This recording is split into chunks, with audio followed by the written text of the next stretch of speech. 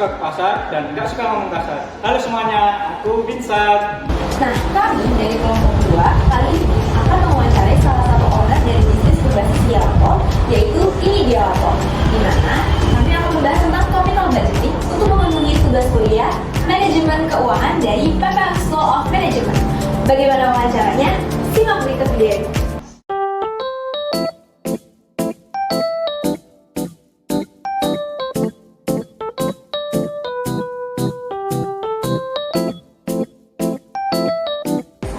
Aku sedang bersama Kak Jose, owner dari Ini Gelato.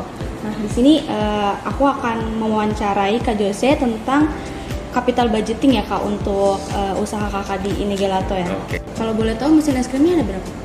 Kalau untuk sekarang sebenarnya kalau untuk pembuatan gelato itu sebenarnya ada 3 mesin yang kita pakai. Satu mesin pembuatnya, ya namanya gelato maker. Jadi di mesin itu ada pemanas dan pembuat esnya.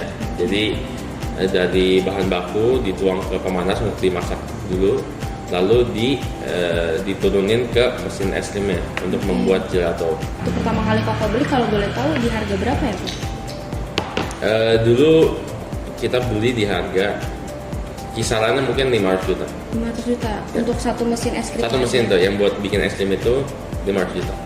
Nah, untuk kapasitas pembuatannya itu dalam satu mesin sehari itu bisa dapat berapa? Jadi sebenarnya kalau sehari itu dia bisa sampai, kan kita hitungannya itu kan kiloan. Oke. Jadi kiloan itu dia itu sekali masak bisa sampai 5 kilo. 5 kilo. Ya 5 kilo. Jadi 5 kilo sekali masak itu prosesnya kurang lebih memakan waktu 10 menit. 10 menit. Ya, jadi kalau misalnya kita kerja 8 jam, 1 jam istirahat berarti kan 7 jam. Iya. Itu ya kira-kira 5 kali 6 itu 30 kilo kali 7 210 kilo. Untuk saat ini berarti mesin yang sekarang itu udah dari tahun 2021 ya? Dari tahun 2020. Mesinnya itu dari 2019 awal. Oh, dari pas 2019. R&D ya. Oh, Jadi udah beli dari situ. Iya, udah 6 tahun lah, jalan 6 tahun mesinnya. Oke. Mesin Koko ini penggunaannya itu pakai listrik atau ada bahan bakar tersendirinya kok? Oh, kalau untuk ini kita pakai listrik dan air. Listrik dan air.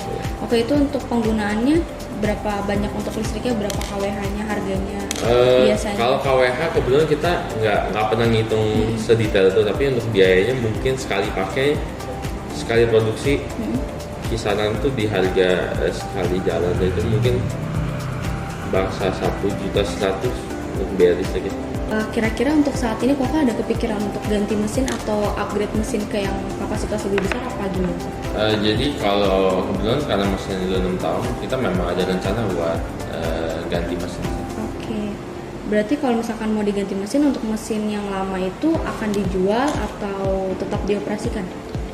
Kalau untuk sekarang kepikirannya adalah kita akan tukar tambah, kita akan jual yang mesin yang lama. Oke. Untuk bantu, karena untuk sekarang ini kita belum ada cash yang cukup untuk beli mesin baru. Jadi memang kita udah hitung dengan biaya depresiasi yang udah kita hitung di mesin yang lama, harga jual mesin second dan harga baru ya kita paling bijaksana adalah menjual yang lama. Oke, kira-kira kalau misalkan Koko mau jual mesin yang lama nih, itu di harga berapa tuh Kok? Kalau pasaran itu kalau second di atas 5 tahun mungkin di angka 370-an. 370 juta ya? Iya. Untuk penjualannya itu ada biaya agennya nggak kok, atau Koko langsung ke pembeli selanjutnya gitu? Kalau untuk sekarang kita rencana masih jualan sendiri, cuman Jualan sendiri. ya, kalau misalnya pakai agen pun biasanya mereka mintanya sekitar 1%. 1% dari harga Dari jual harga sendiri. jualnya. Kalau misalkan Koko mau beli mesin yang baru, itu dengan kapasitas yang sama atau yang lebih besar, dan harganya itu kira-kira berapa ya? Kalau untuk yang kita lagi incer itu mesinnya kapasitasnya lebih besar dikit. Jadi kalau sekarang kapasitasnya 5 kilo, kita carinya yang 6,5 dan sampai 7 kilo. 6,5-7 kilo. Itu harganya kita belinya yang mereknya lebih nggak terkenal, tapi kualitasnya sama, itu harganya lebih murah, 400 juta. 400 juta. Oke. Untuk dari bahan bakar dan penggunaan listriknya kira-kira akan lebih besar atau enggak gitu? Kalau yang saya riset sih sebenarnya penggunaan listrik nggak akan berubah banyak, gitu, karena dia voltasenya sama, kapasitasnya sama. Jadi kalau misalnya pemakaiannya sama, untuk biaya listrik dia nggak akan berubah banyak. Oke. Berarti untuk yang mesin baru ini pengoperasiannya itu dalam 1 hari akan lebih cepat atau lebih lama? Jadi pasti lebih cepat dari hasilnya, karena kan kapasitasnya lebih besar. Kita bisa bikinnya lebih banyak sehingga waktunya lebih singkat untuk kita produksi. Oke, berarti untuk target toko per harinya itu memproduksi 210 kilo ya? Iya, kalau targetnya 210 kilo Per harinya? Per hari. Biasa itu kan kita kerjain tuh 7 jam ya, mungkin dengan mesin yang baru kita harapannya bisa 5-6 jam. 5-6 jam. Hemat sejam lumayan. Oke. Berdasarkan wawancara yang telah kita lakukan, kita tahu Ko Jose sebagai pemilik ini gelato ingin melakukan investasi pembelian mesin gelato yang baru.